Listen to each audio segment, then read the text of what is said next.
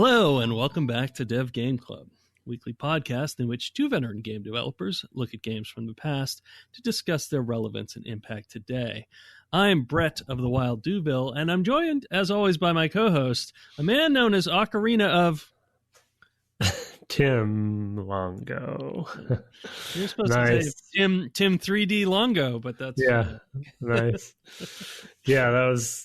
thank you, Mark, for both of those amazing Photoshop jobs, as he is as our logo craftsman, as everyone knows, our new logo, and many other great images over the years. So those are definitely some of the best, if not the best. Yeah, a highlight of my not so great week. This podcast is coming out a little later than usual because of some health issues on my side, but it was fun to wake up from a rough night yesterday and find those in the Twitter account. So for those of you who don't know what we're talking about, go find us on Twitter. Yeah. Good. And Mark Garcia is who we're talking about as far as our resident podcast artist now, it seems like. So, yeah, good stuff. The Brett of the Wild and the Ocarina of Tim. Yep. It's pretty good. Pretty good awesome stuff. Good way to close things down. God, since I'm not doing much lately, maybe Ocarina. I mean, maybe Breath of the Wild is the next thing I do. In any case, those were chosen by Mark to lampoon us as a result of us now finishing sort of our series of episodes on Legend of Zelda Ocarina of Time 3D. Originally for the N64, although since ported to the 3DS and sort of semi-emulated on the GameCube. I'm not sure exactly how that one worked. It looks like a straight recompile with upscaled graphics. But anyway. I forget, did you play the Master Edition, or that never came up? Or wasn't that on that same disc? It is not on the same. There was a second disc that has it, but it's no, I didn't play the Master version. I don't even know what the Master has. Apparently, there's some significant differences, and people are kind of it's worth talking about. So often Zelda titles have Master Editions. There's been a DLC for Breath of the Wild as well, right? That was like a Master Quest version. Yeah. And in this case, they had some of the dungeons had different iterations in them. I feel the people are sort of split on whether every dungeon that is on Ocarina is the best version. Like I feel like some people feel that the Master Quest version is better, but some people feel that the original is better. So I guess the community is kind of split on those dungeons. And then there's also even, I feel like, maybe even differences in the 3DS remake, or I believe there are some differences in the I'm rethinking. The like the water temple in particular. I think they reworked. Yeah, and sure. I actually forgot to mention, I apologize, there's some construction going on at a neighbor's house, so that might be heard in the background now that I'm thinking about it. So no problem. We're used to barking here, so it's not really a problem. Yeah, exactly. Well, that'll happen too shortly, so I'm sure. Because they're barking at the construction people, of course. Of course, yes. Naturally. Yeah, because when I was looking at some guides and stuff for a couple things, like I noticed some screenshots, I was like, "Wow, that does not look the same at all." Right. And I think they were using the 3DS version. So, yeah, for sure. The 3DS version, I also saw some screenshots. It does look a lot better, and there's definitely some differences on occasion. So it's worth remarking. It's not a straight port. It is pretty close to a straight port, though. I don't think that there's a ton of reworking. I think that's really the only temple that needed a lot of work. So yeah, definitely. It's not like Link's Awakening, right? That was a remake. Yeah. Right. Okay, well, we have come to the end of our series, although we do have a bonus episode next week.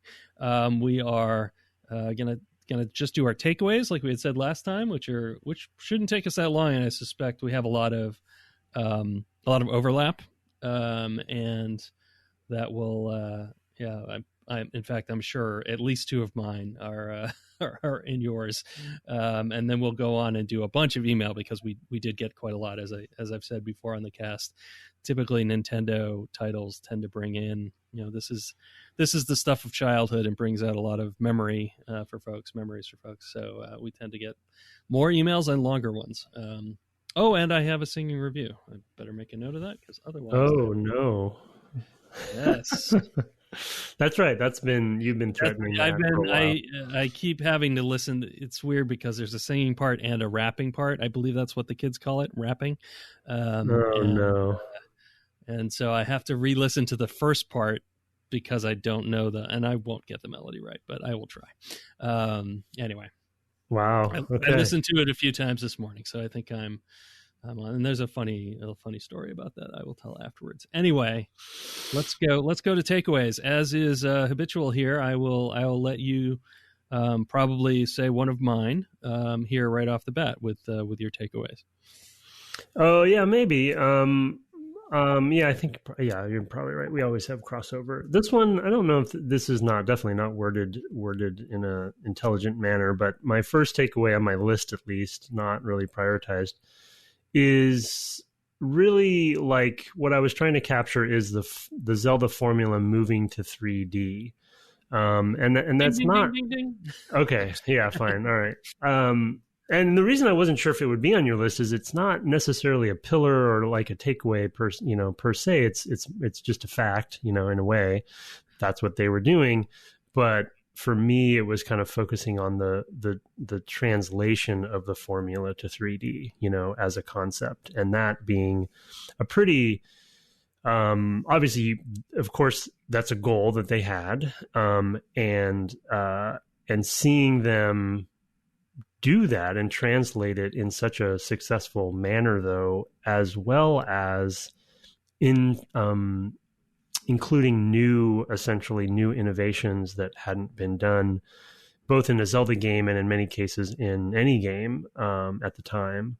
Things like the camera lock-on, Z-targeting, things like semi-open world structures and things like that. So, which again are somewhat translated from the 2D version anyway. So the structure is sort of always there from Link to the Past. But that particular, for me, like, as we talked about it multiple times in the series, in probably each episode, really, just still blown away at how it feels like nothing changed in a way. You know what I mean? It feels like a natural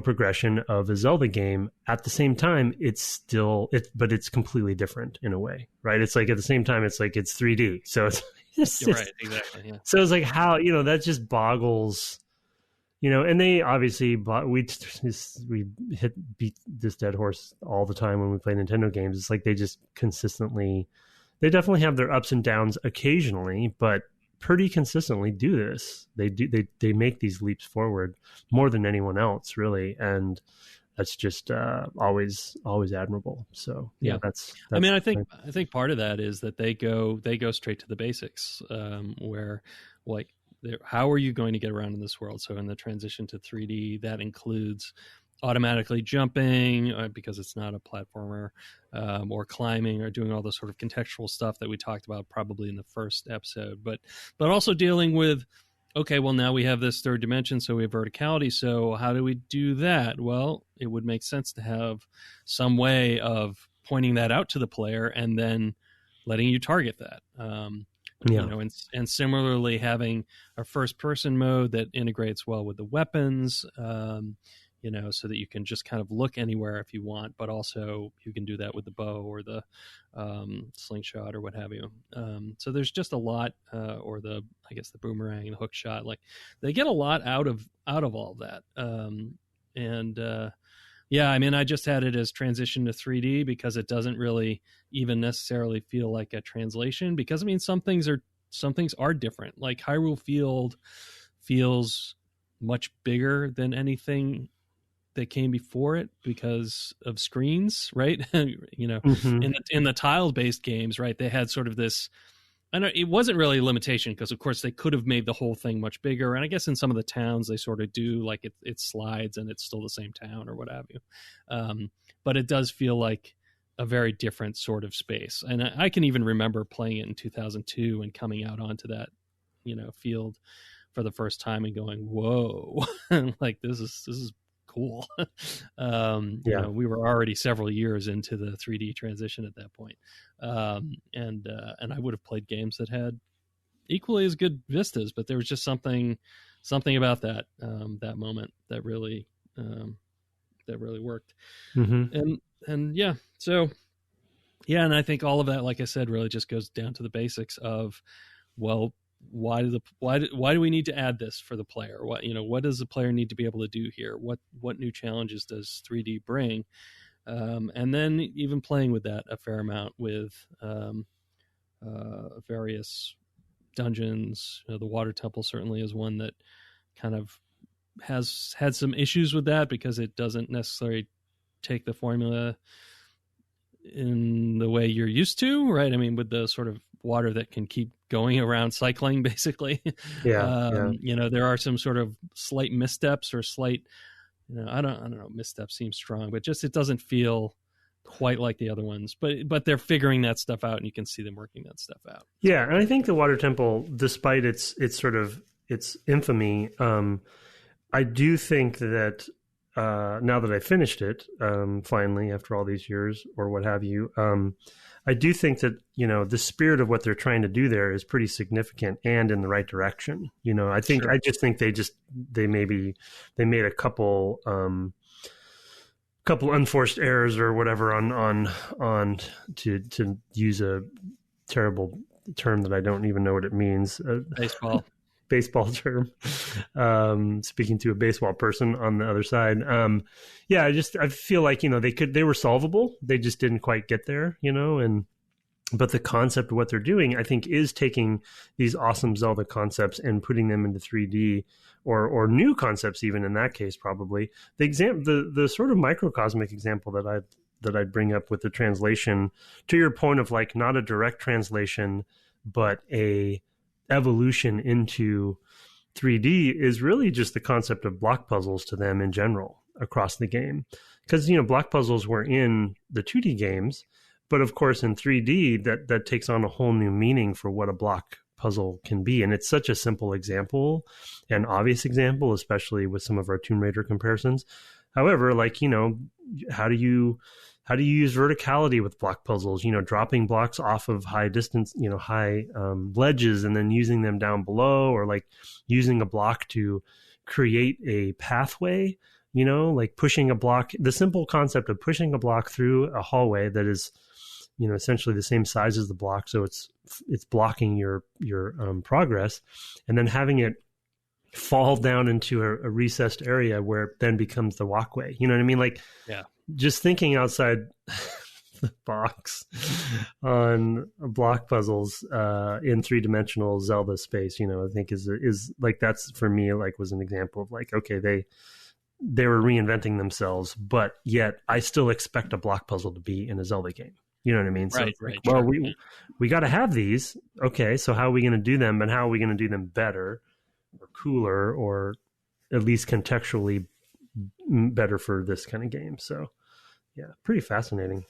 Yeah, it really is. I mean, I can remember there's that, and I don't remember if this is on the critical path, and now I'm struggling with which dungeon it was even in, but there is one where I think it was off the critical path. I think it was in the Shadow Temple, but there's one where there's these things dropping from the ceiling, like spikes that you can push a block under to prevent the spikes from coming all the way down because he's shorter than the block height, right? Yeah, so, I remember the one you're talking about, yeah. Yeah, and there's two of them, and like, how far do you want to push it? It's like, if you push it too far, it's going to drop, it's going to hit you, because now it doesn't prevent the spikes falling down all the way.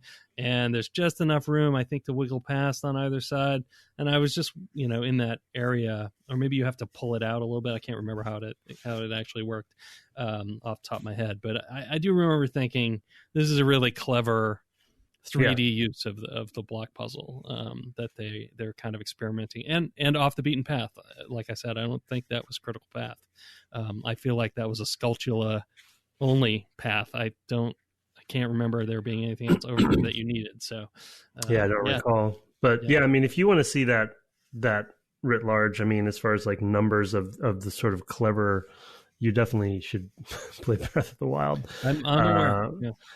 I mean, because it's like I think where obviously there's a lot of block physics and block centric stuff. I think the main thing that they have not innovated, but like in the same spirit of what we're talking about with block puzzles for Ocarina is really the elemental system. You know, it's like all the different ways to use the different, fire, water, electricity, wind, and all of those shrines is astounding. Sometimes it's that revelatory puzzle moment where you're like, wow, I didn't think I'd ever figure this out. And then when you do, you have that great moment, of like, wow, I'm a genius, so. I was going to say, well, that was one of mine as well. And I know this is one of yours as well. Also, in a way, you would put it a different way. I just call it chunky progress. That's really just a Zelda thing. And I think that's kind of funny is that, as you kind of already pointed out, they did a really good job of translating the formula to 3D. So a lot of my stuff is going to be kind of, sure, this is a Zelda thing, right? You called it object-oriented quest design, which I kind of loathe. I'm a programmer, and that's not what that is. But send emails to combos@devgameclub.com. It is, but yes, that sort of sense of chunky progress that incorporates new verbs, right? Is a huge thing for me. It's probably the thing I think about when I think about Zelda, even though they sort of turn that formula on its head with Breath of the Wild. For the most part, like there's not as much of that because they give you so many of the abilities right out with the, I forget even, but yeah, on a plateau, with the with the Sheikah Slate abilities, with the slate, Mm-hmm. And then that's so much of the game, right? In that game, even though there are still temples to go to the divine beasts, and there's still a million shrines, it's not like every shrine. I mean, can you even imagine if every shrine you went to gave you a new verb? Eesh.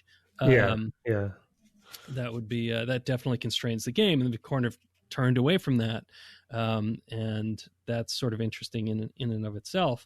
But here they definitely still have that very chunky progress, where you're getting sort of on two screens in your UI.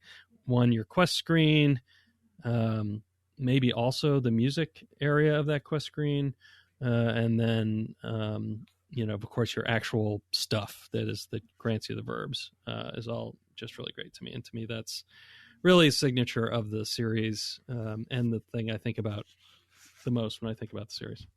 Yeah.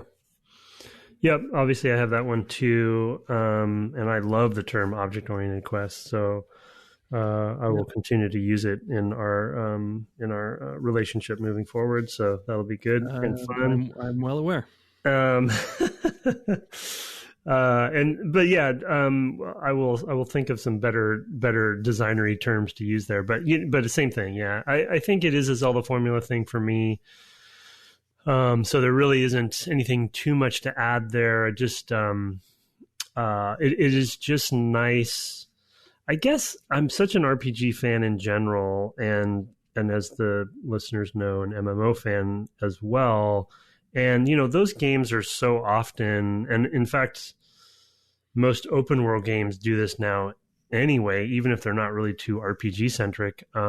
It's just those games just devolve into such list oriented games, right? Checklists and question marks and just like, which I know you like about them as well, because it's kind of just gives you that list of things, the to-do list for sure.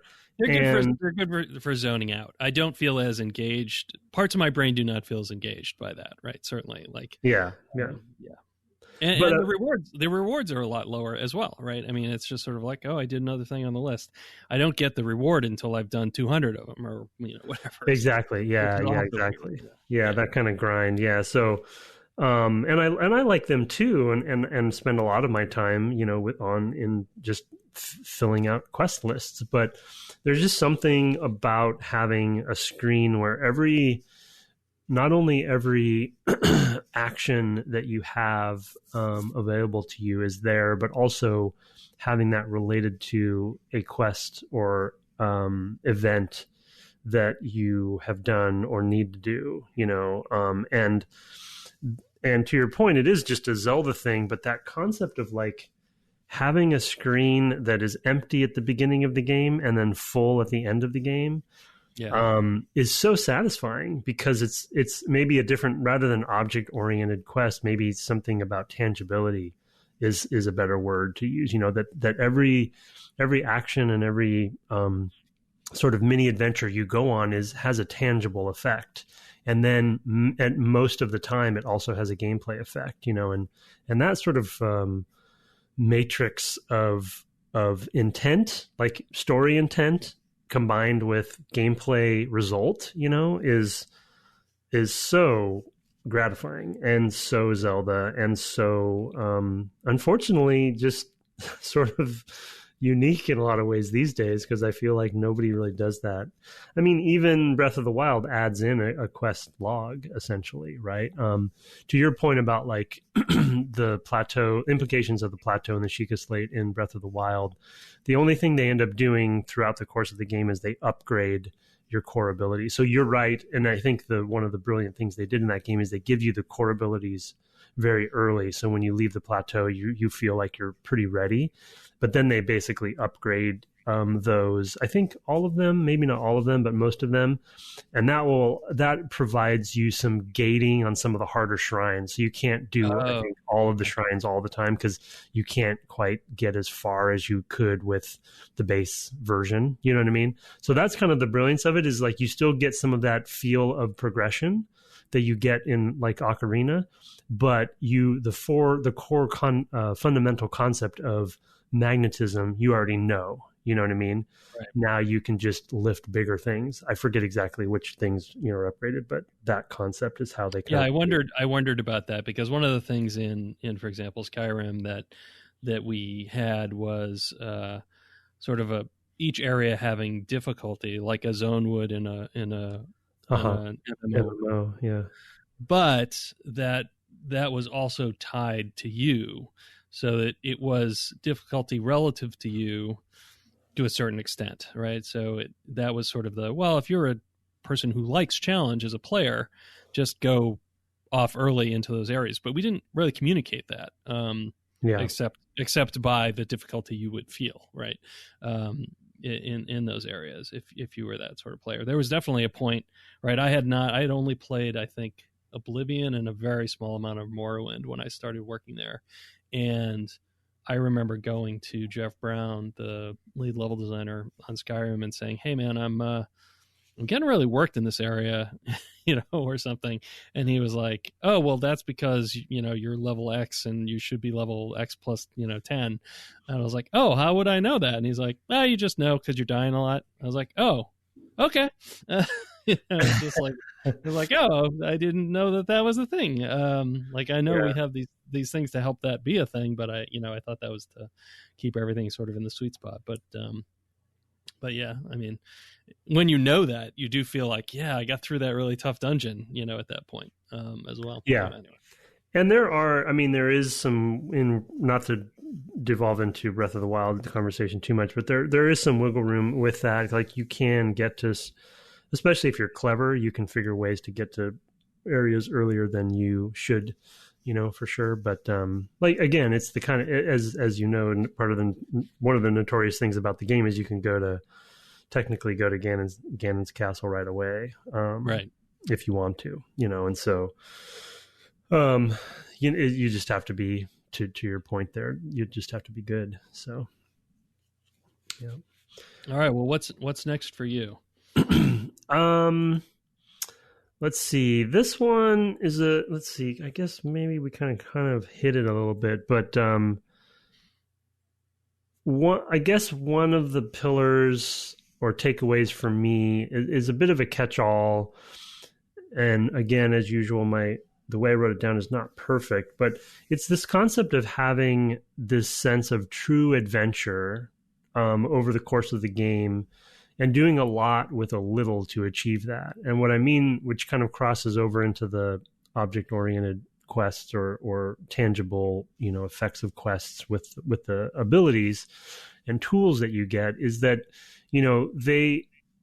when you if you were to kind of like map the game out on paper, it's a traditional, like maybe 2dimensionally. It's a traditional Zelda game. There's a number of dungeons/temples. There's this overland connecting them, etc. And it's pretty simple and basic, but they just got a lot out of obviously moving to 3D and using these tools in clever ways and having this sense of crossing Hyrule as a land, in clever ways. And of course, the ocarina is one of the main ways that, until you get a song that transports you to one of these locations, moving across the world feels epic. And it feels like a grand adventure. And then when you get the shortcut for it, then you feel more powerful. But I just feel like, and this is again a Zelda-ism in general, but I think the translation to 3D made it much more true than the 2D version. For me, at least, is this sense of, again, the tools matrix we were just talking about gives you all these locks and keys that allow you to feel like you're, peeling the layers of the onion over the course of the game, and it makes it feel like this grand, true adventure is the word the term I just keep coming back to. But at the end of the day, when you look at the UI screens, it's not like overly complicated like an MMO or something. You still get this sense of progression, and of course they added the time element with the ocarina and the two different ages and stuff. And so by the time you're done, and I think one of the reasons I got so emotional at the end is it felt like I had gone on this grand adventure, but at the end of the day, the real estate footprint isn't actually that big. But they made it feel really big. And that is actually, obviously, as you and I have both worked on multiple 3D games at this point, in fact, mostly only 3D games for me, definitely only, that is a kind of the bread and butter of 3D games is how you trick the player into feelings that something is bigger than it really is, for all the different tricks you have up your sleeve for that, FOV, speed,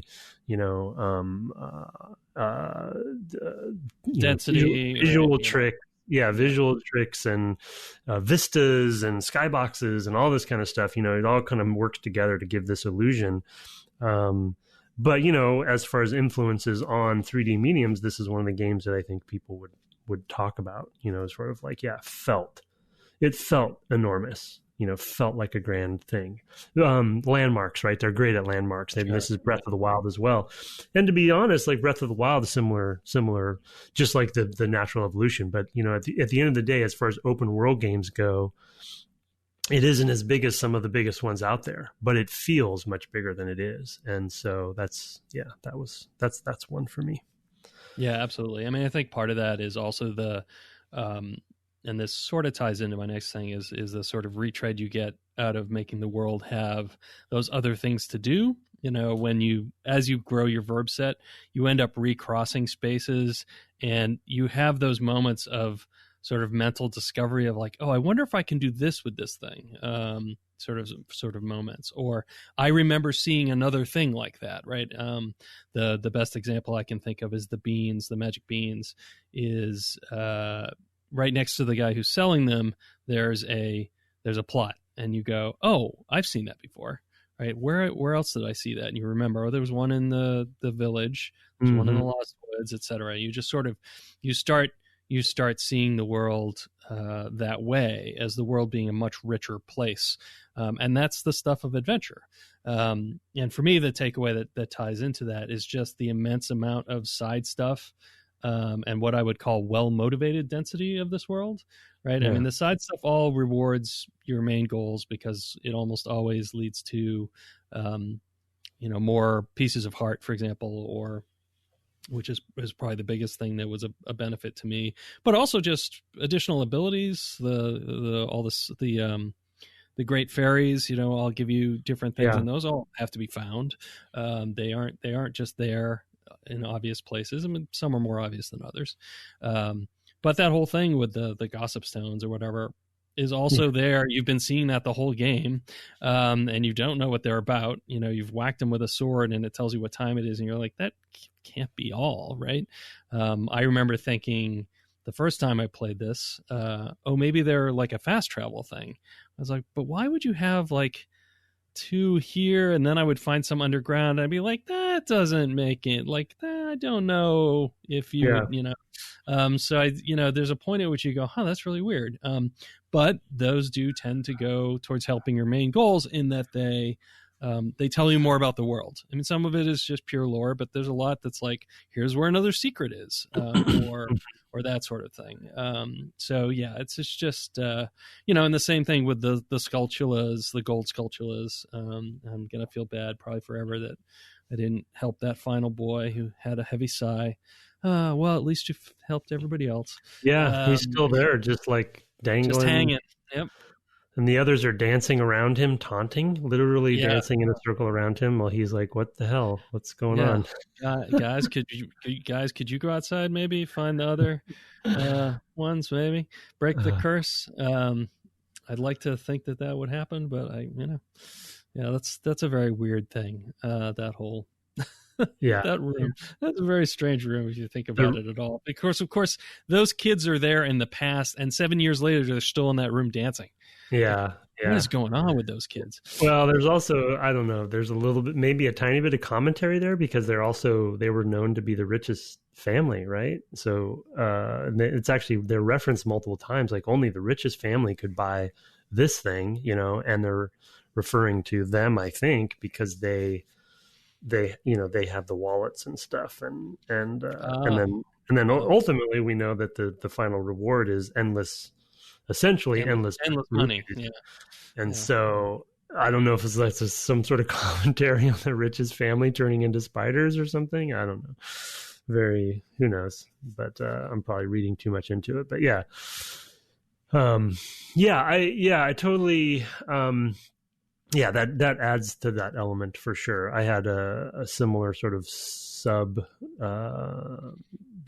point that I wasn't really going to elevate to a full takeaway, but it was revolving around the side quests essentially. And I think you're putting it well on sort of well motivated content, versus like we talked about with a lot of the more cynical open world games today, where it's like collect 1,000 feathers or whatever. It's like sure. But these were all well motivated, and in a way, like to your point about the gossip stones, or the masks, I'll say in general, because I got to the final step, but I didn't know what to do with it. But you kind of they're so well motivated that you want to see what happens with them too. Like the one relating to the egg that gets to Bigoron's sword, like. Talk about epic. I mean, that's like, there's so many steps in that thing. And then the thing you get is so awesome, Yeah, it's pretty great. And every step is memorable because it's so specific and weird. Like why is there a blue chicken? Why does this guy want a blue chicken? And it's like, not to mention the frog, the special frozen frog or whatever it was that with for the eye drops. The eyeball frog or whatever. The eyeball frog, right? Yeah. Oh my God. Weird. Yeah. So it's just that's part of the. I think I would say from memory, bad memory, of course, they did a bit of that in Link to the Past. There definitely was some of that, but this is the first example I think where they found a motivated formula for themselves that they. There are some super cool versions of this. I don't know if quite as elaborate as Bigoron's sword is, but in Breath of the Wild, and of course it spans a much bigger world. So you're like, when you connect the dots on one of these, it's such a neat feeling. Sure. Yeah. Yeah, and that's a lot of it is just the multiple lenses it gives you on the world is a big part of it, in basically the sort of natural rewards that those have. Like, it isn't you just go to where you planted a bean and now, I don't know, it's pulled something up by the roots, so you just get a thing.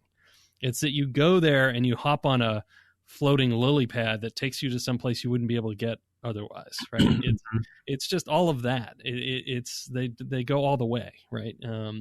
It's not just a bunch of check boxes that are kind of meaningless, where something can be easily overlaid into the environment. It's like, no, this took actual work, right? I mean, this is like laying out the actual space and thinking about how it's all going to fit together. Yeah, it's pretty great. I mean, it adds to that sense of adventure. Like, there's always more of the world to find. Right. Yeah. Let's see. So go. So my next one, and really my last one, because we kind of hit some of my bonus ones,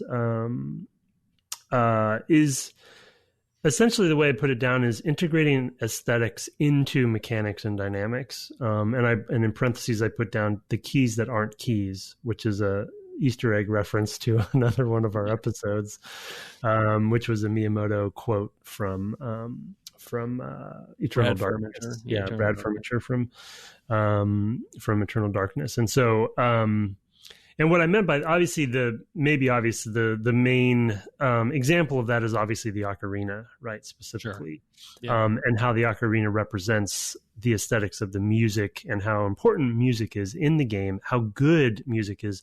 Though we'll definitely get into how good the music is with our bonus episode with our bonus guest, because they bring it up. But the ocarina is a very elaborate key ring and the concept of returning to it and using it over time and having it be something that integrates into the world states, and obviously as your fast travel, it has multiple purposes. But I think that general concept is just a brilliant sort of addition. And oftentimes, obviously, I use the MDA, mechanics, dynamics, and aesthetics formula in this example, and it's oftentimes it's not. I wouldn't want to say easier, but the more obvious route with those is often to separate them, and to have them live in their own worlds quite a bit. But I think Nintendo generally does a good job at trying to, the best games are the ones that do integrate all three of them together very tightly.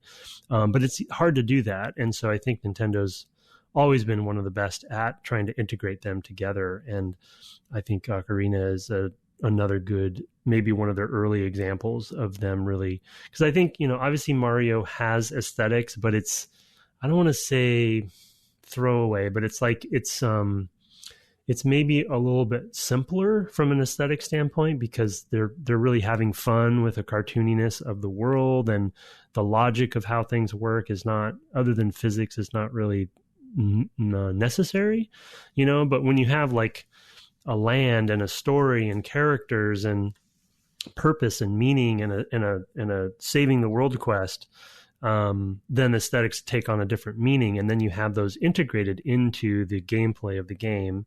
And that further, another example that I would say that isn't as elaborate, obviously, as the ocarina, but some of the items you get from different civilizations, like the red tunic or something, obviously has significant lock and key and mechanical and even dynamic implications, but you get it in a story sort of aesthetically driven way, from a group, the Gorons, who you have some affinity for, and connection to, and same thing for the Zoras and stuff. And so I just, whenever they integrate that stuff, and you get one of those things from a character in the world, and it actually changes the way that you play the world. But for me, and being a geek about sort of like the world and the lore and the story and the characters, it has more meaning, to me because of it. And so I love that cross-pollination.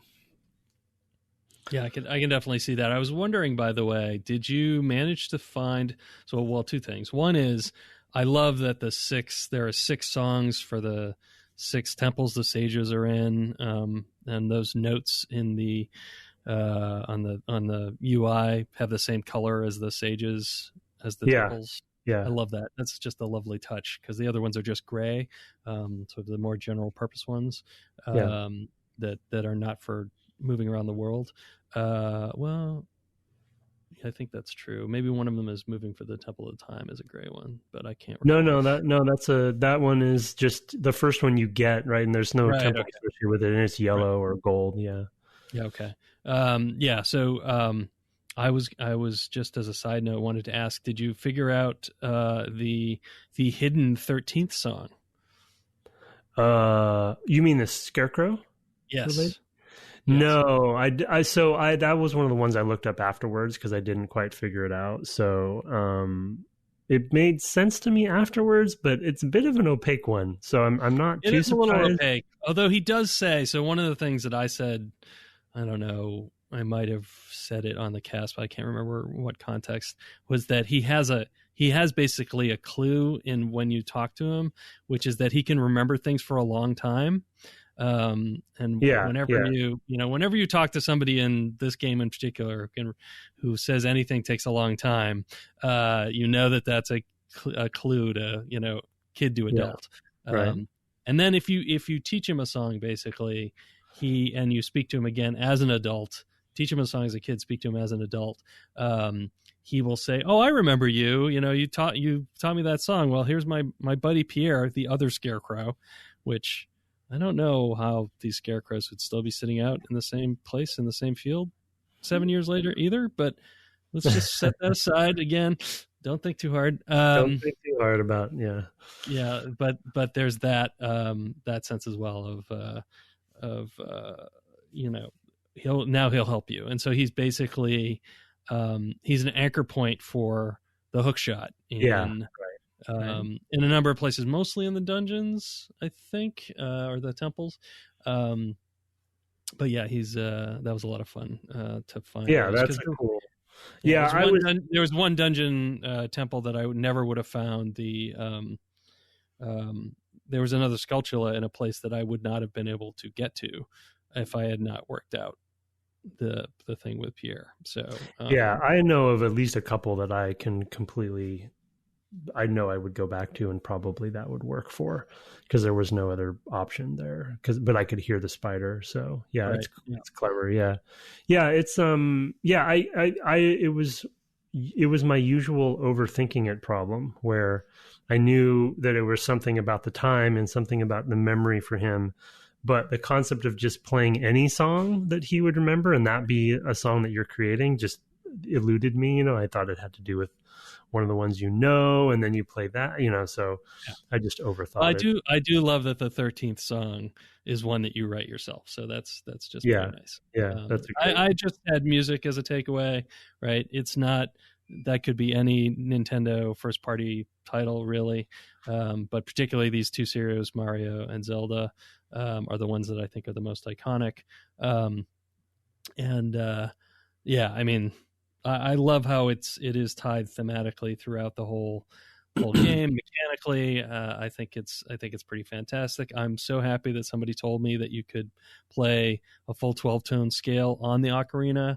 That's kind of quietly amazing, kind of out of bounds. Not something I would have thought to do if I had never noticed that, had never worked that out, or at least don't remember working that out in the past. Pretty phenomenal stuff. So, kudos to Koji Kondo, because doing, we probably mentioned it back in the Link to the Past series as well. And actually, for those who are interested in the music of Koji Kondo, Kirk Hamilton, who wrote our theme music, has a podcast called Strong Songs, where he takes apart in one episode World 1-1 from Super Mario Brothers, the music from World 1 on the limited, NES hardware, which was really basically the Game Boy hardware as well, and talks about how that works with 4 tones or 3 tones and sort of a sound block. There's one that's kind of that sort of you know it when you hear it, but he takes apart like how the parts of that one theme, that is repeated a lot in that section, but how it all works together. That's crazy. And using the different type of synthesized sounds that it makes. Yeah. So I recommend that. But again, it's not specific to this game, but it is something I always think about when I think about this game. Well, and also just it is always a goal, a specific emphasis of theirs, which is a good idea. But I just think with this game specifically, having it be such a focus in the ocarina as well is just sort of like a beautiful marriage of their 2 goals, coming together. As a quick aside, jog my memory on something kind of sort of not too related. I did go back to, because I have the original box for my cart, and I still have the manual in it, which I didn't look at until the end, until after we were done. Yeah. Kind of semi-intentionally, but the funny thing about it is in the manual, for those who may or may not remember, basically almost everything is listed that you will get. Like they talk about all the shields, like all the costumes, like all the items, even the fairy powers that you get, the ice arrow, like it's all there. So when you get the game, you have, which I'm kind of mixed about, because I always forget that they typically are always so forward with that list, especially at least in the older games. The manuals did tend to list everything. So it's like, you could look at that as a kid, you could look at that thing and say, man, I don't have that ice arrow yet. Where is that thing? Sure. And then set a goal to go. So it's kind of like, I wanted to mention because it adds a different layer of motivation for a player to actually know that stuff, and to set a goal to say, man, I just haven't found that last fairy. I need that. I don't, I think they even describe in most cases what they do as well. So you might know why you want it. But anyway, that was an anecdote that I wanted to add in. Yeah, that's pretty funny. I mean, Earthbound, for example, shipped with basically a full strategy guide in the U.S. I think because the U.S. Had such difficulty with it. They did that often at certain other times, I think, too. Yeah, that it was a really, really difficult game. But all right, well, unless you have any more takeaways you want to mention. No, that's. I think we hit all the main ones. Okay, well, let's take a quick break then, and then come back and do a whole raft of feedback. Sounds good.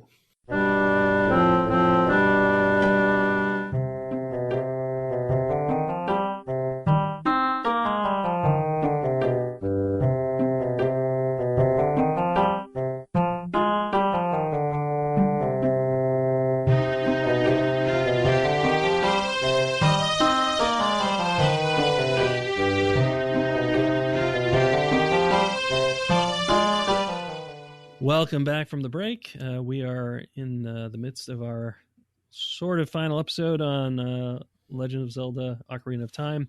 And it is time to do feedback. We have a bunch of emails, but first, 2 things. One I did not prep you for, but one is my book recommendation. Yes. This was a tough one to do. Because I don't read a lot of things that quite have the tone or sort of general feel of something like the Legend of Zelda series.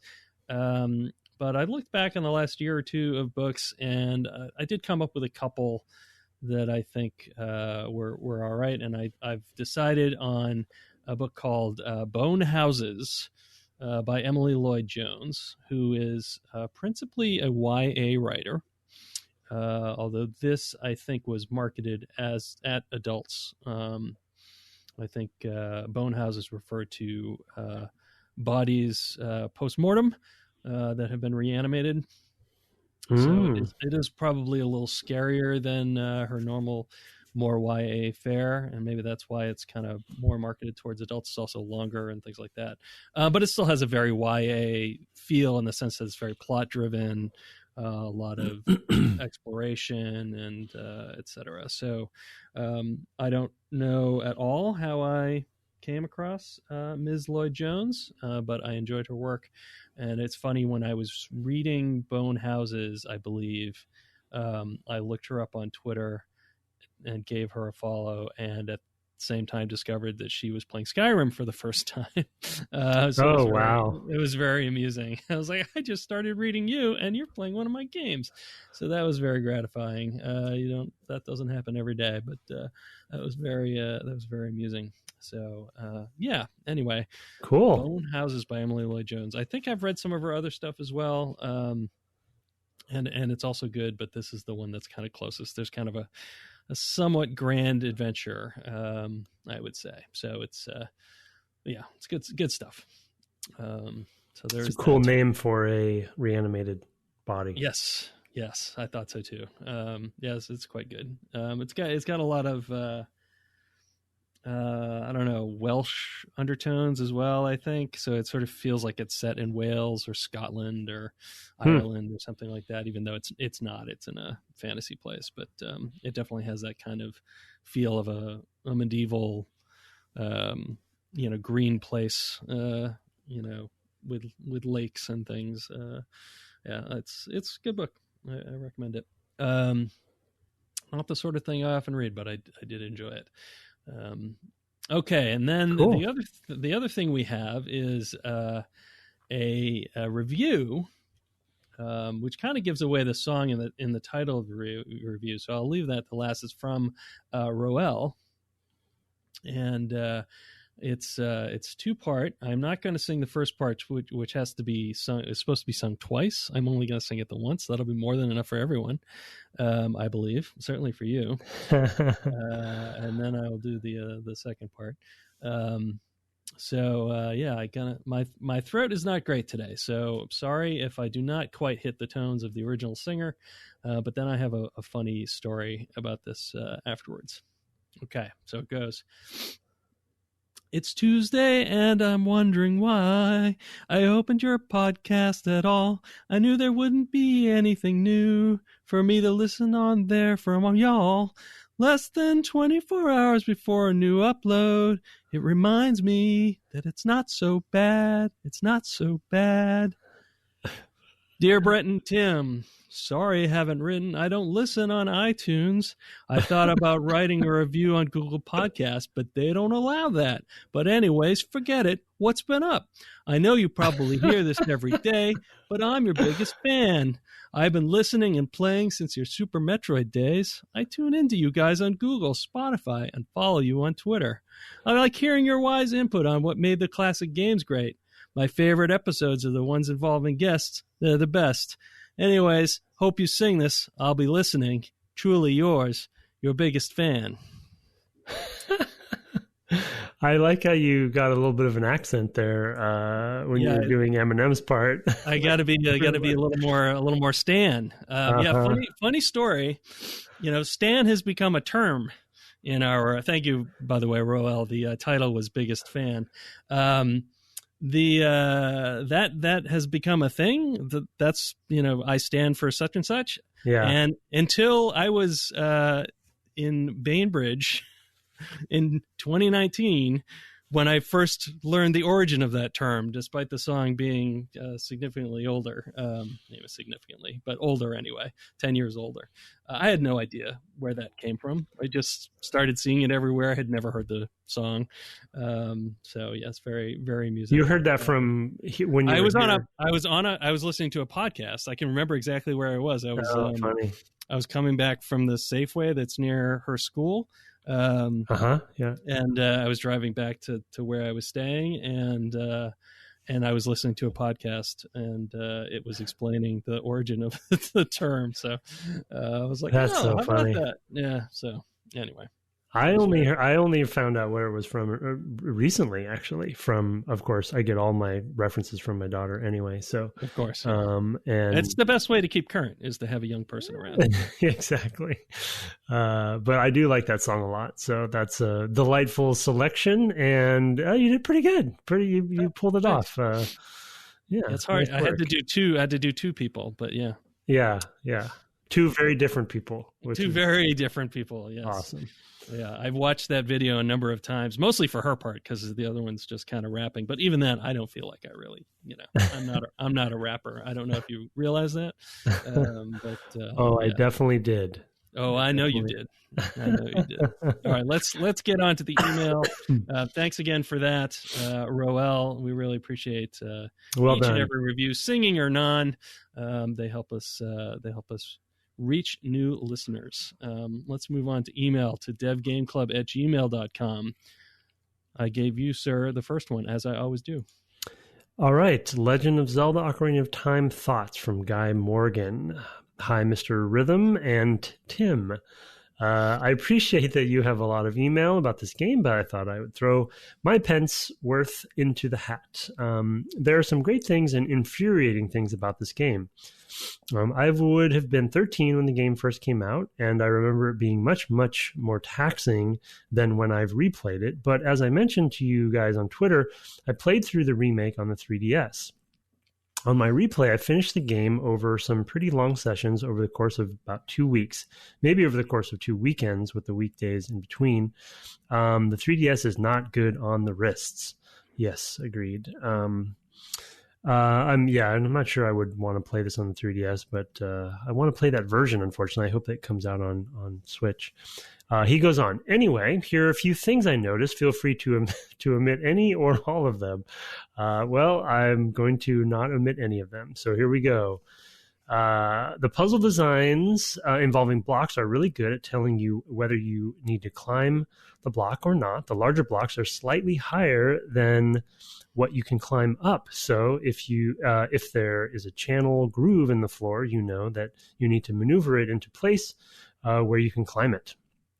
The next one, the camera. These are bullets. That's a good point. Yeah, that's a good point. Actually, I hadn't thought about that until I read this. Was that was sort of their signifier? You kind of touched on it earlier when you said it'll drop into place. There are places where it literally drops like just the 6 inches or whatever you need. Yeah, that you need to be able to climb onto it, which is also really cool. Yeah, I mean, blocks are they are the proverbial puzzle item for so many things, and they just found so many ways to use a simple block in elegant ways. So yeah, he's got a good point there. So these are bullets, by the way. So I'm just going through bullet by bullet. Just bullet by bullet.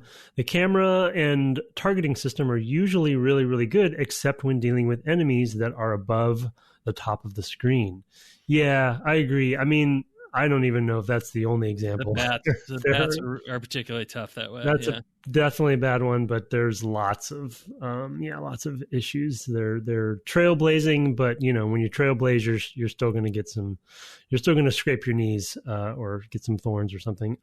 The water temple seemed much easier. The dungeons seem much more linear in general anyway. But for some reason, I got really frustrated with the Shadow Temple. I think the Water Temple might be easier having more experience with 3D games in general. I think we talked about the Water Temple, I think, in the series. So, I found the Shadow Temple more difficult, but mostly from a pure difficulty standpoint. He has a number of notes that are coming up about the Shadow Temple. Mine was really the biggest one was the boss, although some of the other Shadow Temple stuff he comments on, I would agree with.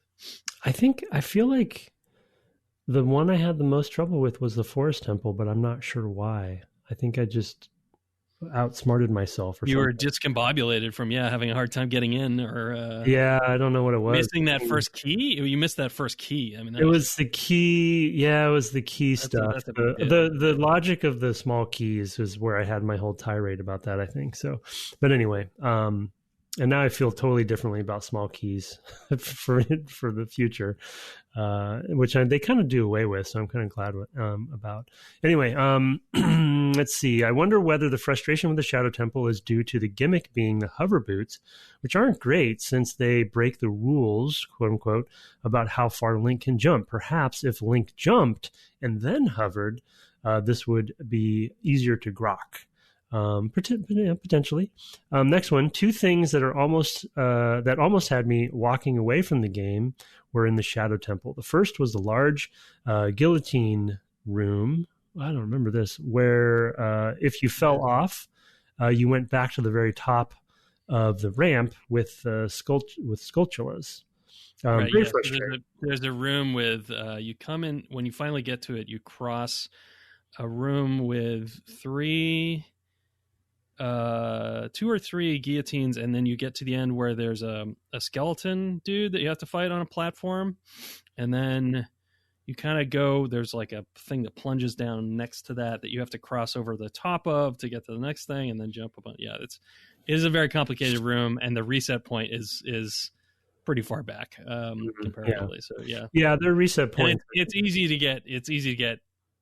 There's a number of like little gotchas in that room.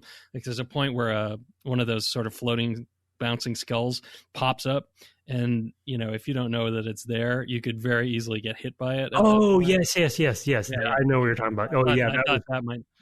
That room's rough. Terrible room. Yeah. I figured a little bit of a trick with the guillotines on the timing that was when I texted you and said, there's a timing sequence coming up.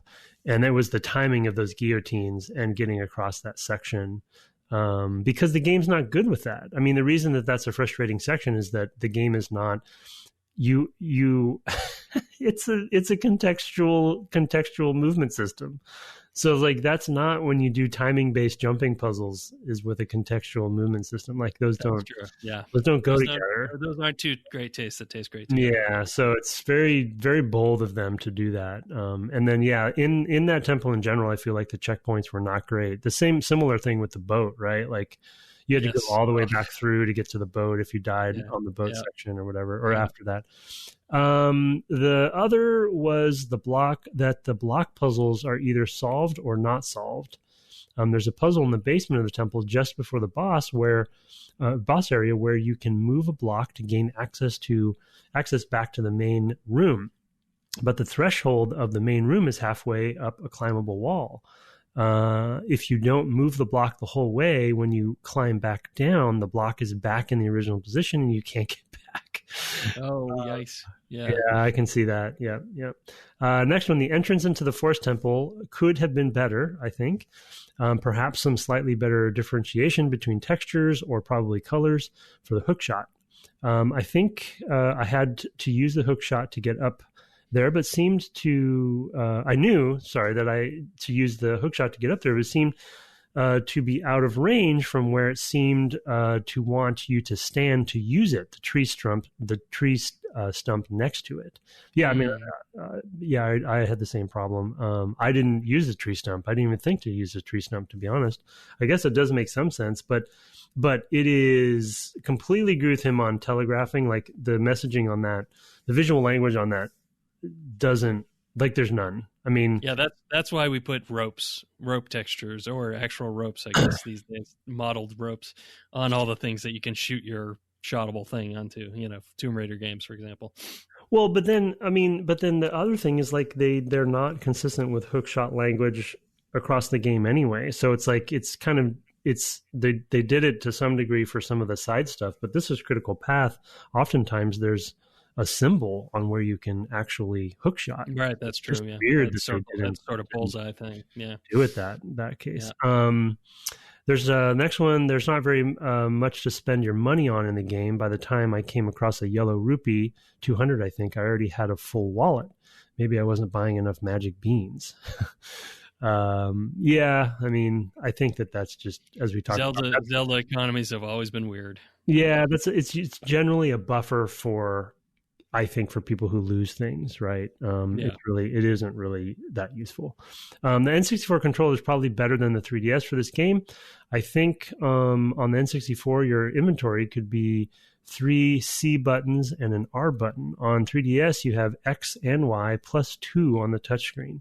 Very frustrating, especially the Shadow Temple again, where you need to switch often between the two boots types and the hookshot. I don't think I've actually played the game on 3DS yet played a game on the 3DS where the ZL and ZR button is used, but I assume that's some sort of compatibility issue. Yeah, probably. Next one, Epona is still fantastically good when she works and still infuriating when she doesn't. I had trouble getting into the Gerudo Fortress because for some reason she wouldn't cross over the bit of land on Hyrule Field where you go to Gerudo Valley. It's also not very well telegraphed that you can jump that bridge using Epona. Maybe if Lon-Lon Ranch had a steeplechase minigame. Yeah. Yeah, I would agree. I mean, steeplechase, the operant part of that being, I think steeplechase has like pawns in it that the horse is supposed to jump, right? Not just the jumping bars, but long jump jumping as well as steeplechase. Right. So I think that would be the addition there. Yeah, I mean, it's almost, that's why that aggro section is such a homage to this in Shadow of the Colossus, because of course aggro doesn't quite make it, right? Right. You don't really know. I guess. Yeah, I don't remember. Yeah, I agree. Well, we didn't have to do it because we had the long shot. Right, that's what I was trying to remember. I was like, wait, that's not how I got over there. Right, but you can. You can do it. Yeah. One thing I forgot to mention with Epona that I'd loved, though, that I forgot to mention on the podcast just as a moment, when you finally get Epona I was actually a little stuck. I must have maybe I hadn't fully finished that quest or done it in the past, but I was a little stuck on how to kind of get past, what's his name, once you have the horse. And when you figure out that you have to jump over the back fence and basically out of the zone, that is such a revelatory moment where you just feel so free. You're like, forget you, I'm just going to go this way. It's basically like a zone. So it is breaking some rules because you don't get to do that very often. So I think that's why I was stuck, because I didn't think that I could even do it. Yeah, I got hung up.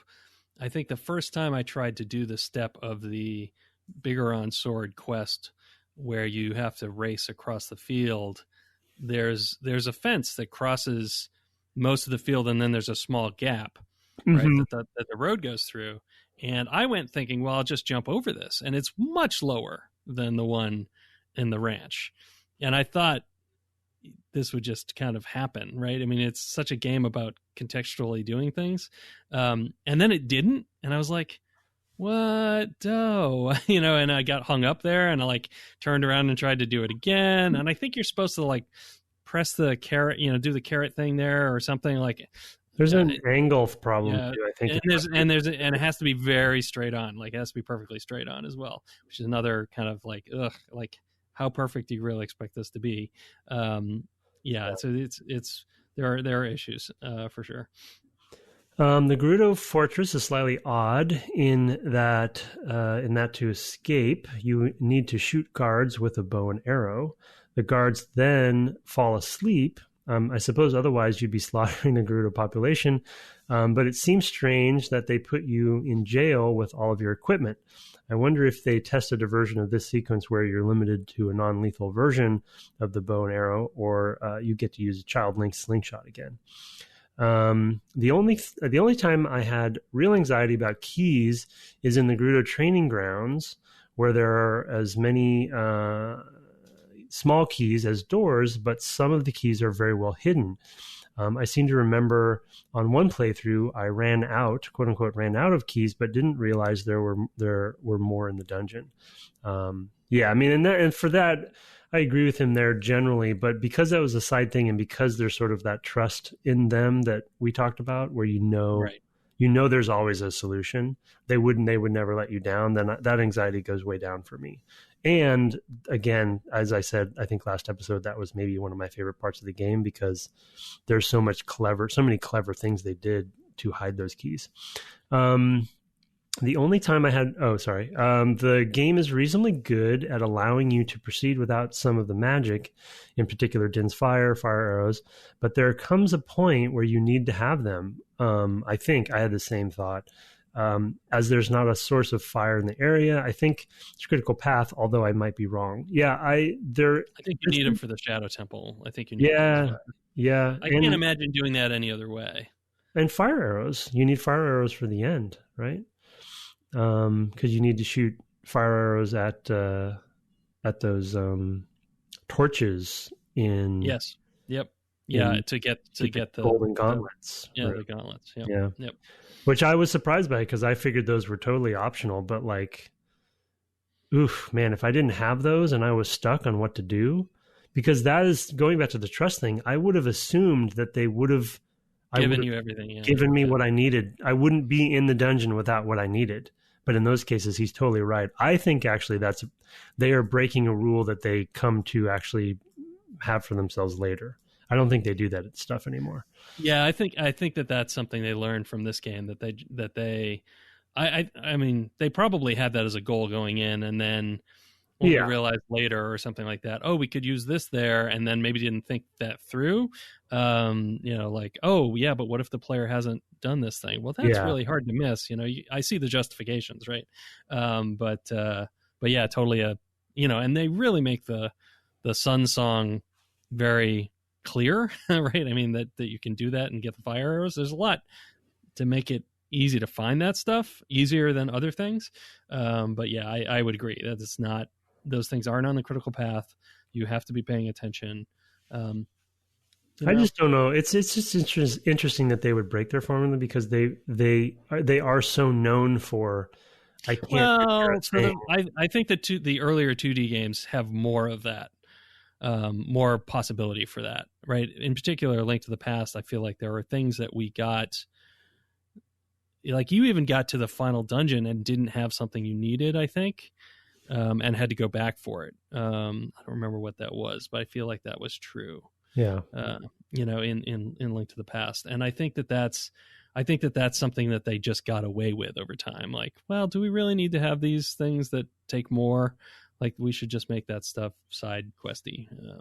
And not to justify it, but the other thing to remember is what I said earlier is that all the possible things are in the manual. So like if you are stuck and you're like, oh man, I think I need to shoot that thing with fire. This might have been the absolute last year you could get away with that justification though. Yeah, exactly. We're almost done here. The last Ganondorf fight has some slightly off geometry where you can make the jump from the central platform to the corners, but sometimes it's a bit janky. I think you're supposed to use the hover boots, but the coyote time on these isn't fun in a boss fight. Where you feel like you need to be able to move out of the way quickly. So it's funny that he mentioned that because that's exactly what I actually did. My first 2 attempts. So on my 3rd attempt, I came back the next day, as I mentioned, and I beat him in one go with hardly taking any damage. But before I figured out some of the things with the fight, that's what I was doing. I was actually using the hover boots and going to the corners because the rest of the floor had already been destroyed, and it is very janky. I still don't know how to get those cuckoos in their pen. Oh, that's a bummer. Oh, shoot. Yeah, I know. I think, the tricky ones there are 2 that are walled off over the fence. Yeah. Right. And the tricky part there is that you actually need a cuckoo to get in there. Yeah. So like if you've turned one in, you actually need it to be able to float over to like the fence. Yeah, there's a fence on the back of a house or something. Yeah, and then you can, and then you're in there, and you can throw them over. You can get them out easily enough, but getting to them is quite tricky. So yeah, that. I always get that wrong. I always like put a bunch in there and then go, oh right, I need one. I need one to be able to get to this other place. Yeah, that one's a pain in the butt. As I always say, use a cuckoo to get a cuckoo. So, Yeah, sure. I mean, the number of times he said that to me. And then lastly, he says, I chuckled to myself when you discuss the rules of board games not being copyrightable. Have either of you ever played Darksiders? It is more Zelda than Zelda, except you're grumpy and you have a gun. As usual, thanks for the podcast. Have fun revisiting your youth. This week, spoilers. Guy Morgan. Yep. Yeah, I actually have played the first two Darksiders games, the first one twice, actually. I like them a lot. I think they're a lot of fun. They are very much in the Zelda mold, for sure. I'm disappointed that I think it was Vigil was not able to finish that series, which is about the four horsemen of the apocalypse. Well, they're now Gunfire, right? They did, right, and they have, but it's not the same. Like they have sort of changed the focus of the game. It's more of an action RPG. Yeah, they're not doing Zelda anymore. Yeah, they're not doing what they were doing before, which I really, there's something about that game I really enjoy, with the high operatic sort of end of the world stuff. The tone is really funny and fun. I like those games a lot. So I like those two anyway a lot. So, all right. I have one here from the man himself, Mark Garcia. The subject is missing heart containers on accident and purpose. He says, "Greetings, Mr. Rhythm and his co-host, musical collaborator, and human metronome, Timpo. First of all, I just wanted to say that I'm a huge fan of your second LP, Rhythm, Blues, and Demon Souls. In listening to one of your previous episodes on the Ocarina of Time, I related all too well to Tim when he mentioned that he missed a heart container. This game was my first foray into the Zeldaverse, and as such, I made a ton of mistakes that I'm sure first-timers do, including missing the heart container in Dodongo's Cavern. However, fast forward to about 5 years after that first go, when a slightly older but still foolish me accepted a bet that my then roommate placed before me. I could earn a cash prize from him if I won or wind up doing all his chores for 2 weeks if I failed. The challenge: beat Ocarina of Time without dying with only 3 hearts. Holy cow. No additional heart containers were allowed to be acquired during the quest, but he did allow me to utilize a single bottle with a fairy in it for dungeons. I wish that I could tell you that I came out of the endeavor a richer man, but instead he wound up getting 2 weeks of chore-free bliss. I will say that I did make it all the way to the Shadow Temple before losing the bet, and I am somewhat inclined to give the whole thing another go." We actually have this question both ways. To that effect, can you think of any insane, funny, or amazing self-imposed restrictions that you have seen players use as challenges for the games that you've worked on? Have you knowingly or unknowingly imposed any on yourselves beyond Brett's snafu in the Kingdom Hearts card game? Or were there any that existed amongst members of the QA teams that you've worked with throughout your careers? Best, Mark Garcia. And the other one I'm going to read asks the same thing, so we'll be sort of replying to it here, but just want to mention that other email will also be about that. That is a pretty bold bet to take. I would never have taken that bet. Me either. Mark must have had a lot more hope. And he made it a long ways. Yeah, that is impressive. Yeah, but he must. Maybe he thought he was in his prime for Zelda playing. He's like, oh yeah, 5 years of Ocarina of Time under my belt. I'm ready to go. I wish I could. I really do wish I could think of something like that. The question he's asking about our games, but I don't really. There's obviously speed runs and stuff going on, but and I think alternate control schemes are pretty common for people to use. I know for the Starfighter games, QA really argued hard to make the default style roll and pull, which was the more common flight simulator control scheme of the day. Probably still is for flight sims themselves, but we were going for a different sort of feel. That's one thing I can think of that people did with our games. I know that there were things. There certainly were speed runs for Skyrim. In fact, famously, there is a QA versus development speed run challenge when the game's about to ship every year or every game, and development always loses because QA always knows the game better than we do for shortcuts. No, and with those games, we had a lot of sort of assigned testing of the games. Try to play the game without using any of these skill ups. These the RPG progression trees that are in that. For example, no weapons ones or something like that would be that sort of challenge. Like never put skill points into bows or daggers or whatever. Only the non-combat ones. Right. I think the common one there is there's a couple of magic based ones that are very, in theory, non-offensive, primarily defensive, like heals and buffs, but it's possible to level them to the point where you start getting like charm type effects, so you can actually use the enemies against each other. I don't know if you could finish the game that way, but you can certainly go a long way. For me, the only common one for me is to use the sort of new / unusual weapon in a game throughout the game if I can. That's my usual thing. Right. Yeah. I don't usually set my challenges for myself.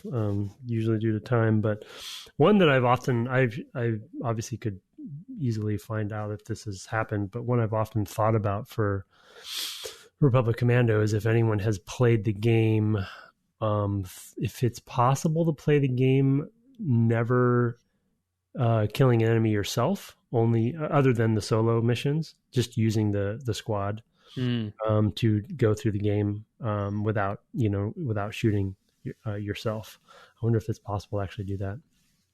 I bet it is. Yeah, I mean, hypothetically, we would want it to be. I just don't know if we ever had QA test it. I'm sure. Yeah, I don't know if we had somebody test it, because it would have been a very unusual circumstance to do that. Yeah, and if they had said they couldn't, we would have said, "Oh, okay, good to know," and that would have been the end of it, because we weren't going to change it to make that true. I don't think. Yeah. But anyway, that would be a fun one. Yeah, no, that's a good one. That's a good one. Yeah, for sure. I'm sure somebody did it. There was actually a level in the original Starfighter that the AI could beat the game all alone. Like if you never fired a shot, the game, the mission would auto complete. Just one, I think, but there was one. So that was part of the test plan, I believe. To just let the missions run and see what would happen. See what happens. Yeah. All of them. Yeah. Yeah. You had to be on easy as well, so so you took less damage and things like that. But yeah. Anyway. All right. You have another one here, sir. Okay. Encouragement and some thoughts from Tim. I'm reaching out primarily to say I love the looser format you're doing with Ocarina of Time. You guys should always feel free to structure your episodes in a slower, we'll get it done when we get it done format.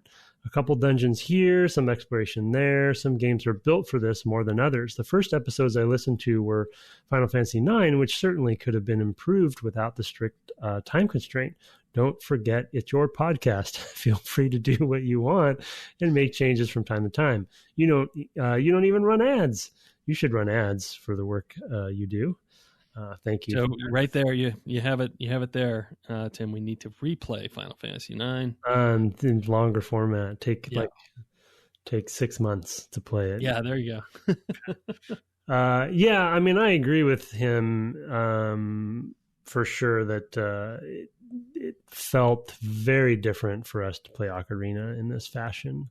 I think one worry I have sometimes is that, I mean, Ocarina is a very beloved game, but I feel like if we take too long, people might sort of lose interest as well, So there's probably a sweet spot if we go too long. Like if we had played Vampire for, 10 weeks or something, it feels like it would, that would have just drawn on for too long. But appreciate the feedback. I think you're right. And I think Ocarina has dislodged us to think a little bit differently. He goes on, since I'm here, some other thoughts. Replaying Ocarina of Time for 3DS Remake was when I started to put a little perspective on this game. One thing I came to realize, and you guys haven't spent a lot of time on, is how varied an experience two players can have during this linear game.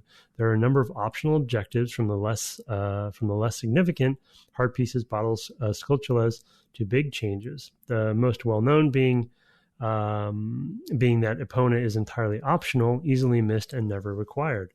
The Sun Song is optional. Can you imagine not having it? I don't think it's optional. Because you needed to get the fire arrow.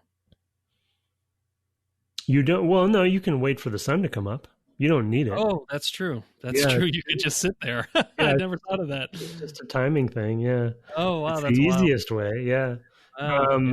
But yeah, that is crazy to think of not having it. The strongest sword is optional and can also be found sooner if you have opponent and requires long shot if you do not. Most significantly, the first 3 dungeons as an adult can be done in any order. What? None require items from the other dungeons. The game points you through Navi to the order you two are playing it, likely for 2 reasons: clear guidance and difficulty order. But you still have the freedom to explore. Finally, there's a scarecrow friend, I think his name is Pierre, which we talked about, you can meet, who helps you in your journey, mostly for optional heart pieces and sculptulas, but also as shortcuts throughout the world. I describe him as a strategy guide secret, as in good luck finding him and then figuring out how he works without any help. Yeah, I didn't. Okay, so he's not even just for certain spots. He actually works in multiple places other than, or this is me commenting now. I didn't realize, other than just getting pieces, but he pops up in places that don't relate to hearts and sculptulas. So that's pretty cool. Primarily hearts and sculptulas. I think they're in the Shadow Temple. There's a place where you can use them to get like some hearts, not heart pieces, but just like recovery hearts. That seemed like no big deal. One of the heart pieces I was able to get that was also in the Shadow Temple just using the long shot. And then later I was there again to do the boss and realized that if I had him, because at that point I had gone and gotten him, I could have used him and gotten it a lot easier. Yeah, I had forgotten when I looked him up, though. They did list a bunch of places that he pops up. Not a bunch. There were a number. That are just there's some money actually that you can't get without him in the fire. The crater, Death Mountain crater. That there's like these gems in a place where it's like, how would I even get over there? Like, I think I know what you're talking. Yeah, and I don't think you can get there any other way, but you can use him. I think, or maybe use him. I don't remember exactly, but like you can. Yeah, I think that's a thing. Yeah, it's but I think many, but they're there. His macro point is a good one, though, in that I think that goes back to game structure and just the sense of adventure that the game has, is that it is, even between the two of us playing, right? Like we played most of the game, we played similarly to each other, but wasn't it the last dungeon we did in different orders, right? I didn't finish the Shadow Temple boss actually until our final episode. Yeah. So that's just a crazy concept for a game like this. Yeah, and then all the side stuff makes for good water cooler talk. And then his final paragraph. One improvement the 3DS version makes, which hugely affects the infamous water dungeon, is turning the boots upgrades into items that can be turned on or off with a touch of a button. No menus needed after setting it to your C button equivalent.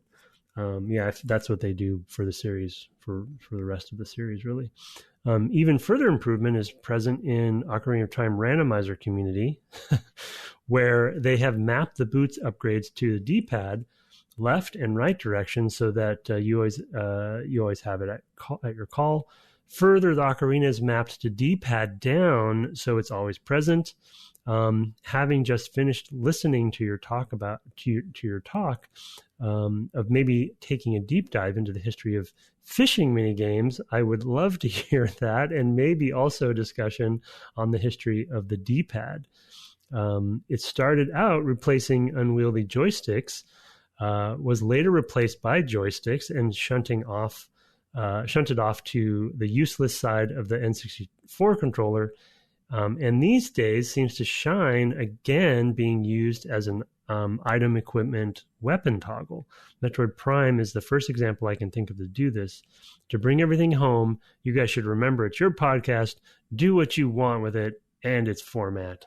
An episode dedicated to a single mechanic like fishing or D-pads or whatever tickles your fancy that week sounds great, and could certainly deserve the level of discussion you bring to your topics of the week as it stands now. This turned out longer than I expected. A fan. Tim, P.S. when are we getting an update on where Mr. Rhythm's save file left off his progress? That is a good reminder that I forgot to do that. I will seek that out. I think I definitely got to be Adult Link. That's all I can definitively remember from the first time I played it. Because we were in that sort of weird time between having we were in cert. We were in certification for Starfighter, for Jedi Starfighter, and it was then in the 2 weeks or so where we were in limbo, where we're not allowed to make changes to the game unless we find things that we think they'll find that would kick us out of cert. And because back then, of course, you were going to print the disc once, and you don't get to day one patch that stuff. So everything, it has to, if it fails on anything, they kick it out. Unless you have a producer who can negotiate why it should be kept in, why it's fine, which they will do, because fiscal years are a thing. But yeah, so that's when I played it, and then I was sent over to work on Full Throttle 2. So however far I got when I got sent over to Full Throttle 2 is when I stopped playing. Yeah, you didn't have enough time to get... No.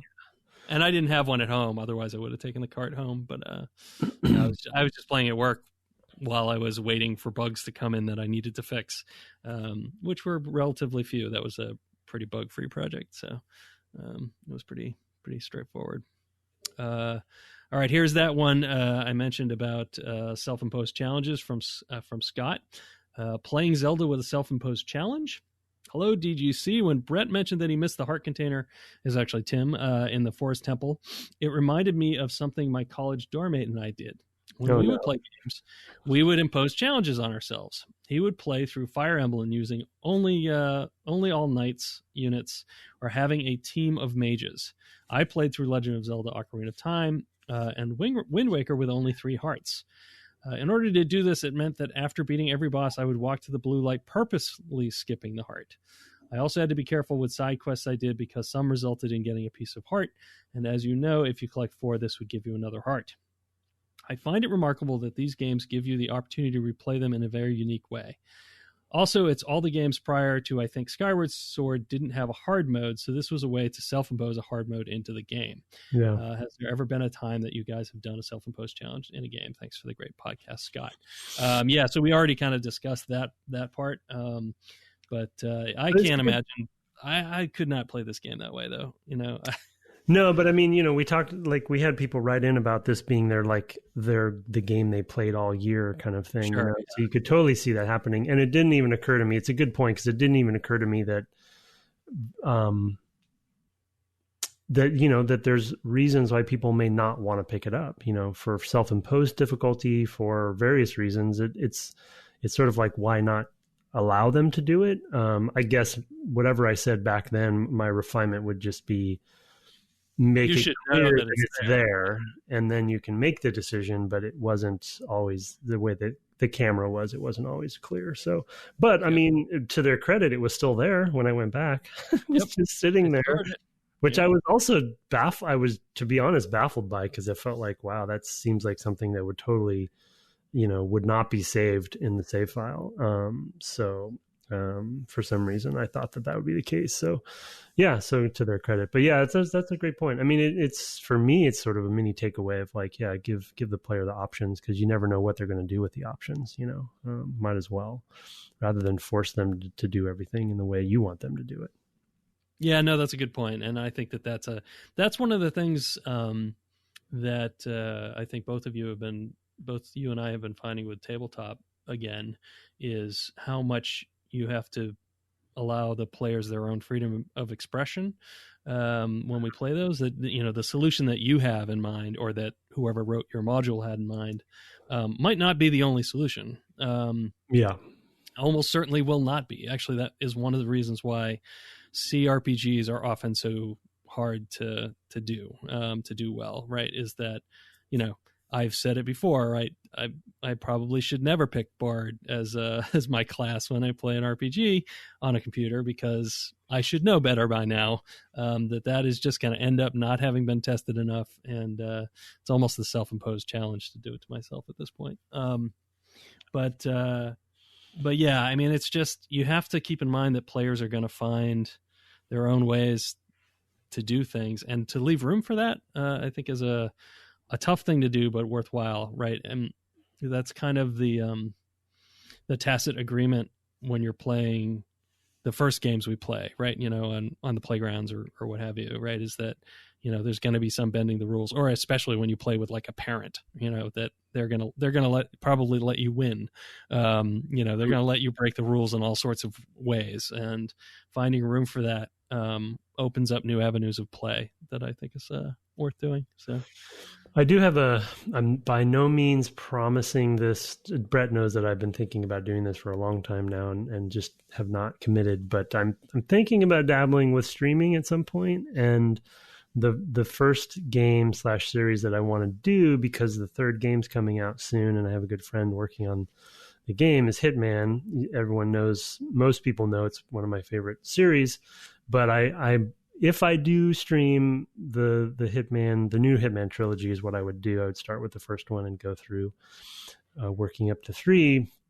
If I do get off my behind and do that, I am going to actually self-impose not using guns. I'm going to play through all those games with no guns, which is very doable. It's not really like making it super difficult or anything, but it's just sort of like a fun attempt that I wanted to. It's the best way to play those games for sure. Yeah. I mean, guns are definitely, sniper rifles specifically are very useful because of their value in that kind of game. But there's so many awesome things you can do in that game. So that's a great example of a game that allows players to really play and do things in different ways. So, yeah.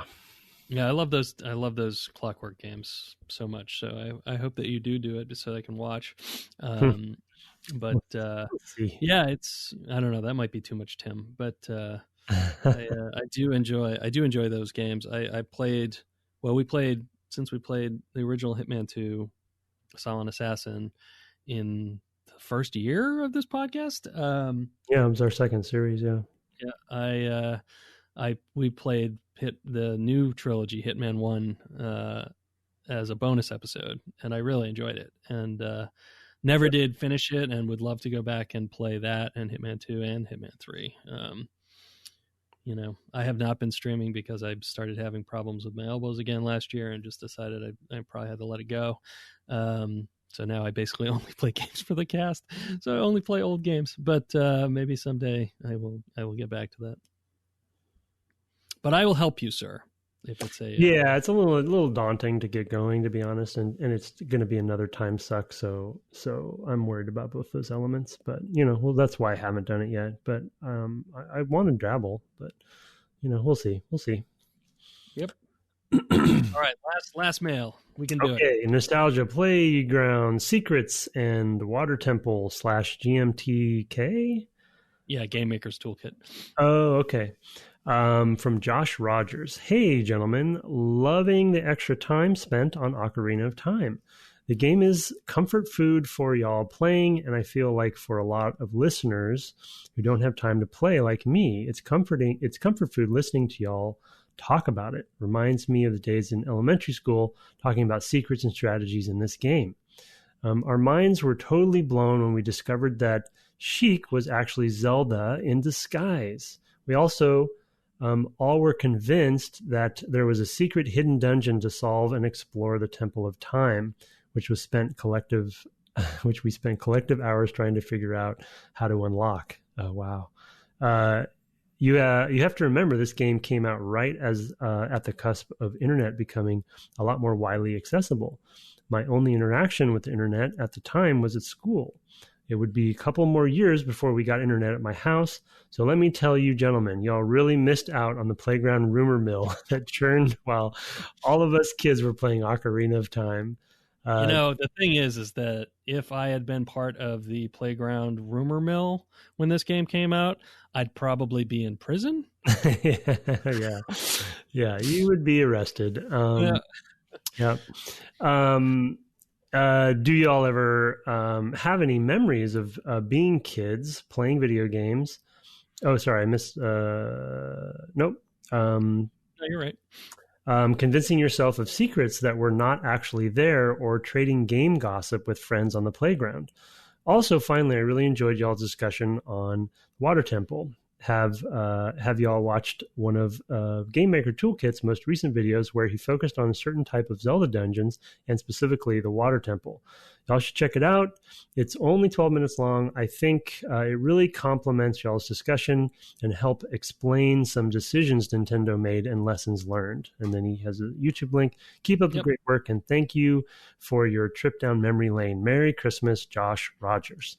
Thank you, Josh. Great mail. Thank you, Josh. Yeah, I'll put that in the show notes. Yeah, it's funny. In my day on the playground, we had other media. Like, we didn't have games as a common lingua franca to to discuss on the playground. That not a lot of people had video games at home. I remember our things being Voltron was one for a little while back when I was in maybe second grade, and then in fifth grade I think it was ElfQuest. I don't know if you remember ElfQuest. Oh yeah, for sure. Yeah, we all had ElfQuest alter egos that we were, and that whole thing. So. Nice. Oh, that brings me back. Yeah, I actually have two video game ones. Oh, sorry, were you done? No, I had no video game ones because we didn't really. So I had played on a dumb terminal right to my dad's work. Nobody had that, obviously, because you had to work at a defense contractor and have a dad who was crazy enough to bring it home. So there's that, that nobody would have been able to share with me. And then I didn't really touch a computer until I was 10. I think was the Apple II Plus at school, right? So that would have been fifth grade. In which case we were all playing it at school, right? Because that's the place where the computers were, right? So we all. We might have talked about stuff, but we would have been talking about it in the computer lab, literally like over each other's shoulders, at the time. So, yeah, I'm just a little bit too old for that kind of shared experience, I think. Well, for me, I think there's probably another one I'm not remembering. But for me, it's the two forms, it's so funny. We talk about this stuff on air because it's dating us like to no end. But for me, it would be arcade for one, because that's the era, and then Atari 2600. And so my examples are from there. So the first one is an obvious, infamous one, and that's related to Mortal Kombat, basically secrets, right? And there were various ones that were debunked. Some were true, but like going to the arcade and trying to do some of those. And I think actually there was one that I can't remember the details of that was actually for Street Fighter 2 as well. Where there's, secret characters, secret levels, in Mortal Kombat's case, sort of like the fatalities and different ones, that someone would say, oh, this character's there.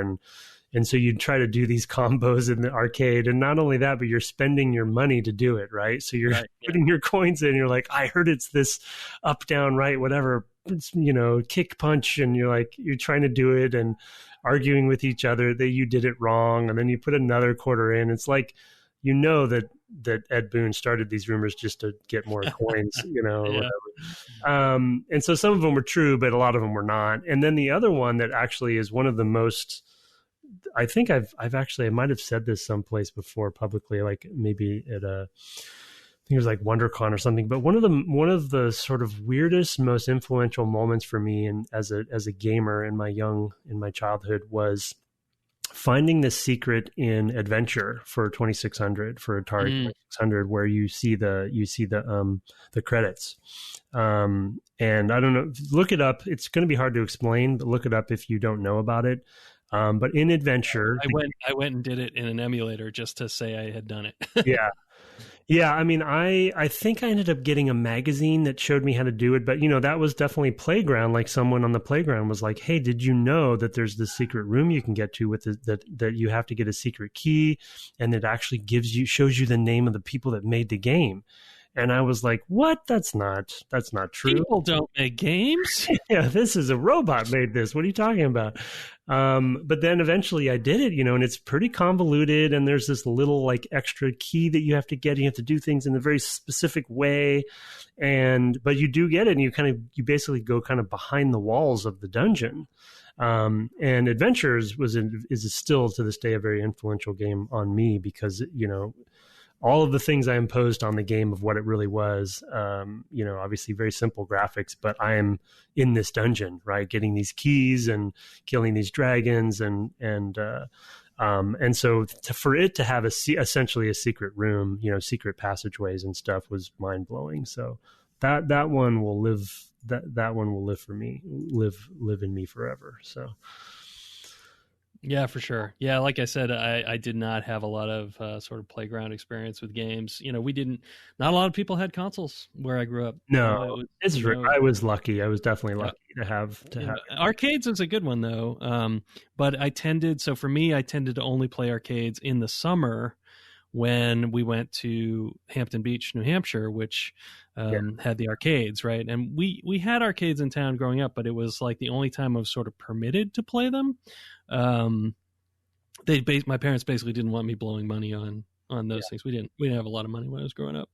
And so that was also a sort of just a restriction. So the times I was playing arcades, I didn't have anybody around to talk to about them, right? I was just playing them. Like Tron, I think, was one that I played a ton of.